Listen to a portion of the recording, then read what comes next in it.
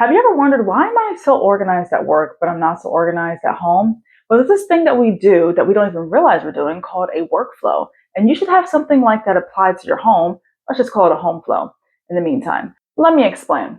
In this video, we're going to go over 4 main points that you do in your workflow that you should be applying to your home flow. And number 4 may surprise some of you, but it also may be the reason why you clicked on this video. My name is Cynthia, and I help high achievers create action plans and win in household management so that they can feel less overwhelmed in their personal lives. So let's get right into the video. You've been managing systems all along, and you may not even know that. You might be wondering, what is a system? What is she even talking about? I don't use spreadsheets at my job.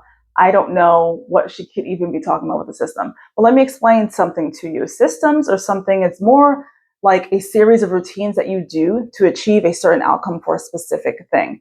For example, at your job, for example, if you are a nurse or if you work in the medical field, you might have certain procedures that you have to do when there is a specific medical crisis that is happening. Now, I'm not saying that at our home we're having crises. That's just a workflow you do for one specific example. Another example could be if you're a teacher at a school and you have a certain workflow you do when the students come into the classroom, when they have to go to their specials, when they have to go to the cafeteria, when you're on a field trip, you have a series of routines, you have a system that you do to have a specific outcome. So the same thing is true for our homes. So that for the work, it's called a workflow. For home, you could have a home flow. And when you have a home flow, you have a very specific way that you do a series of routines to get the outcome of the system that you want.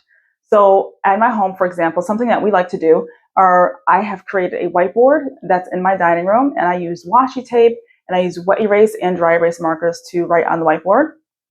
And I've listed everyone's expectations of their chores for specific areas for that day. And then they will know by looking at it, and this is our central hub area is our dining room. So we look at it and we can know what chore so-and-so's supposed to be doing, and if they did it because the other people's chores have to be done and they need to do their part so that they can help. Because it's important that everyone feels as though they matter, as though they're important, as though their role in the family is actually significant enough where they need to show up, they need to be there, people will depend on them. When children, when your spouse, when anyone in your home feels as though their role is significant and it matters and that they need to be there because it creates a rhythm, a seamlessness, it creates the safety and peace within the home. And that's what the whole idea of creating a home flow versus a workflow is. Your home is going to just flow seamlessly, just like things would flow at your job because they have certain procedures and expectations. And with my family, what we like to do is go over these things inside of a family reflection each week. We just go over how things were the week before and what we could improve upon, what were some challenges, what were some things that went great. And it's a great conversation to open up the floor for everyone to just bring up things that were on their mind throughout the week, how they felt, if it was a hard week for them, a really good week for them, and why, and so that everyone can feel listened to. It's very important. But this was something that was really difficult for me when my son was diagnosed with autism. And when I found out, I was not in a point where I could try to figure out how to make everything in my house run smooth in a system, because I was trying to navigate his world with how my brain worked. And I didn't quite have that crossover in the beginning. It took a little bit, it took a couple of trials and errors. It took times of trying to write down a meal plan. I was on the kitchen floor. I have this memory of sitting on the kitchen floor, writing out a meal plan for my family for 7 days. And he came with his juicy cup, his sippy cup, and the top opened up somehow and he spilled it all over my meal plan. I was like, oh my goodness, it took me so long to make it. But I know that when we have a series of routines, like I could have done things differently.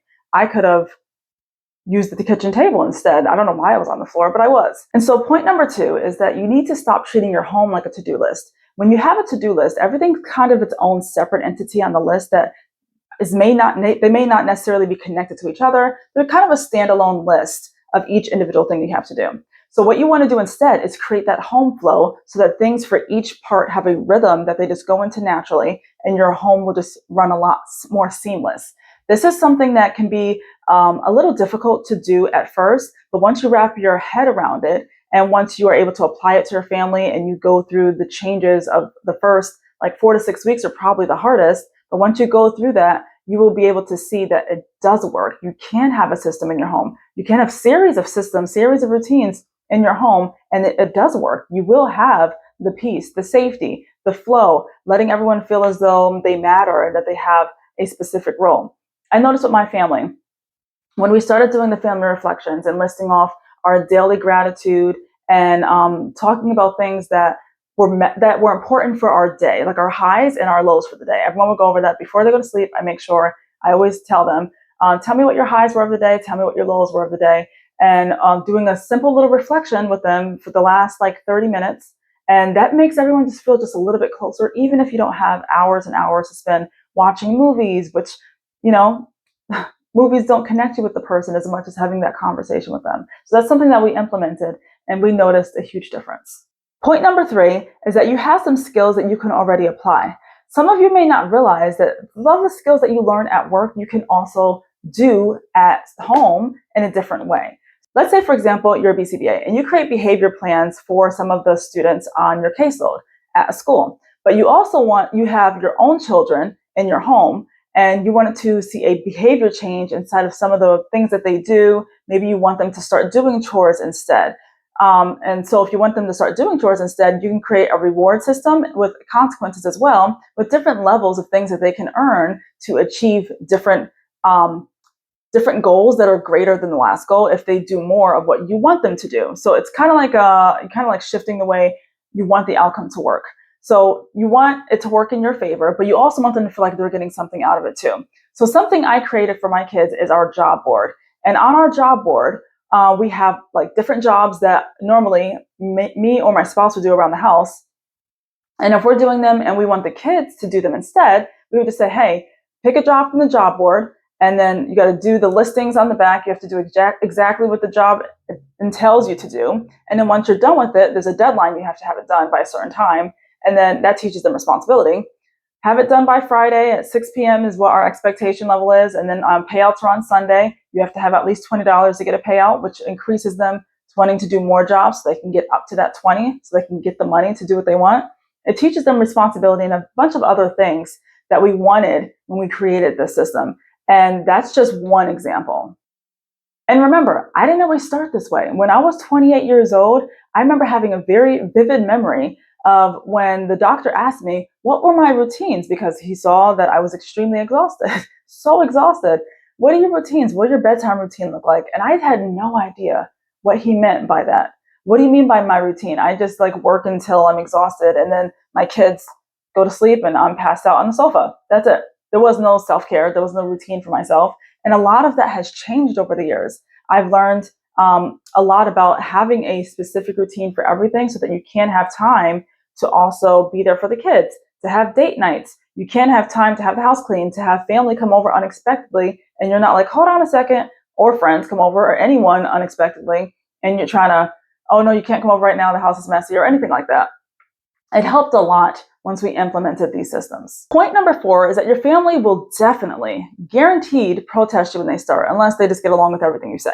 But most of the time, they will protest when you start to make these changes in the home. It's going to get harder before it gets better, but the better will happen if you are consistent with implementing all the systems that you want to change within your home over a series of time. And then you will start to see the change. You'll start to see the difference. You'll start to see attitudes changing around the house. You'll start to see that you're not as exhausted. You start to feel less resentful towards your family. And this is the feeling that you want to have, because no one wants to feel negative feelings towards their family or their home. And remember, you're not going for Pinterest perfect. You're just trying to do small improvements around your home that can make you feel ultimately better at the end. Now you decide. You can choose growth for your family, or you can choose to stay the same.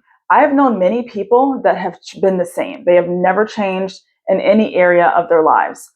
And there have been other people who I've seen growth in, and they've definitely changed in multiple different areas and have improved.